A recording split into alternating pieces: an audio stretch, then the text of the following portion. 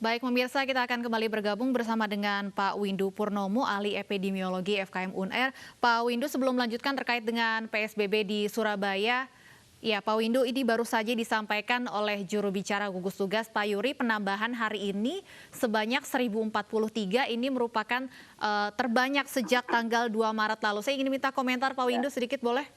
Iya, monggo, silakan. Iya, Pak Windu, bagaimana Pak tanggapannya baru saja disampaikan oleh Pak Yuri bahwa penambahan hari ini adalah yang terbanyak sejak 2 Maret lalu, yaitu sebanyak 1.043 kasus positif.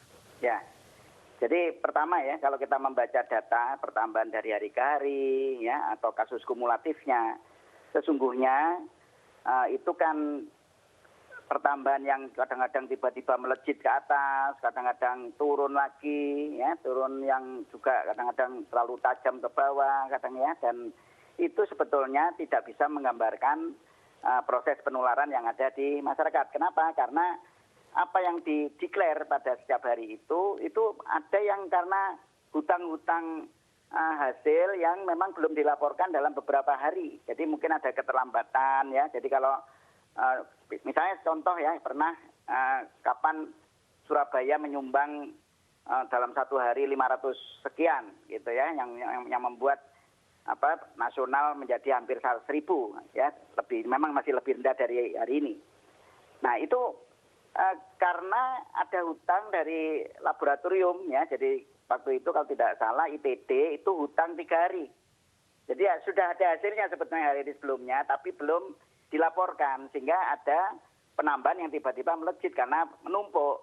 Nah, jadi artinya apa yang tampak di dalam tiap hari yang dilaporkan oleh gugus tugas pusat itu sesungguhnya bukan menggambarkan bagaimana penularan pada hari itu ya. Jadi bukan itu, karena ada keterlambatan bahkan sampai seminggu, sampai 10 hari. Nah, itu yang pertama. Yang kedua, akhir-akhir ini memang di Indonesia dan juga daerah seperti di Jawa Timur dan Surabaya itu ada peningkatan tes, ya testing. Jadi yang swab test itu meningkat, yang jauh meningkat dibandingkan yang sebelum-sebelumnya. Ya, jadi kalau sebelumnya dulu, misalnya katakanlah di Indonesia aja ya, dulu testing hanya kadang-kadang sehari cuma 400, 500 ya, apalagi di provinsi dan kota kabupaten. Kecil, ya kecil, jadi sangat kecil. Nah, sekarang dalam sebulan terakhir ini, ya, 3 minggu sampai 4 minggu terakhir ini, ada peningkatan meskipun belum ideal.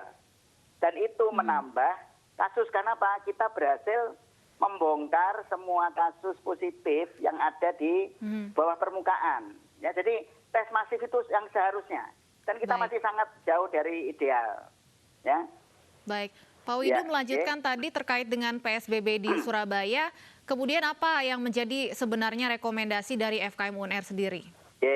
Jadi kami kan melakukan kajian ya, dan sebagai juga bagian dari gugus tugas ya, jadi kami ini tim ini masuk dalam gugus keempat ya, untuk khusus gugus pelaksanaan PSBB, jadi tentang evaluasi. Jadi kami masuk di gugus itu. Nah, jadi kami melakukan kajian ya, berasal dari data yang memang betul-betul dideklar ya oleh, jadi artinya bukan data kami sendiri, tapi data yang memang dipunyai oleh Dinas Kesehatan Kabupaten, Kota, Provinsi ya.